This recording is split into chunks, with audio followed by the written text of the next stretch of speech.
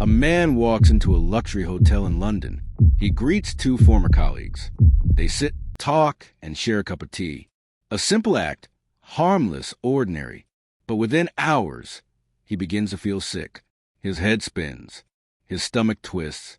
His skin burns from the inside. And within weeks, he's dead. This is not a thriller. It's a true story.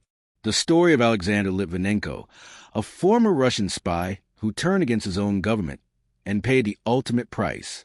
Litvinenko wasn't just any agent. He served in the FSB, Russia's powerful intelligence service, once the feared KGB.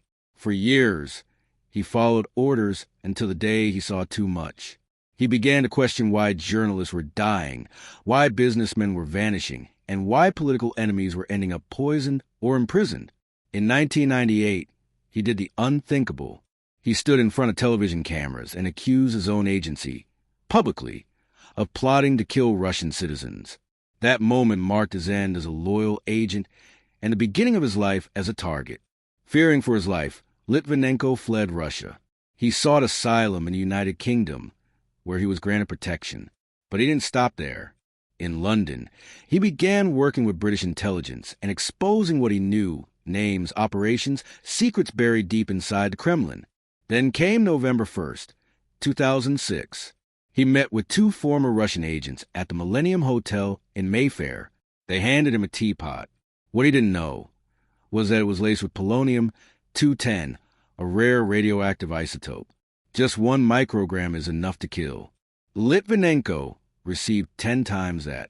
He fell ill almost immediately. His hair fell out. His organs began shutting down.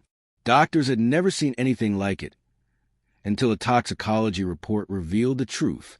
He had been poisoned, not by gas or a pill, but by something so rare, so expensive, that only a state could access it. From his hospital bed, barely able to speak, Litvinenko accused one man, Vladimir Putin. His final words were written in a letter. You may succeed in silencing one man, but the howl of protest from around the world will reverberate forever. He died in agony, but his death sent a ripple through the world of espionage, a modern political assassination, carried out in the heart of London. Years later, a British public inquiry concluded Litvinenko's assassination was probably approved by President Putin himself. It wasn't just a killing. It was a message to every traitor, every defector, every voice of dissent. You can run, you can hide, but you will never be safe. Alexander Litvinenko's murder changed the rules of modern spying, and it all began with one sip of tea.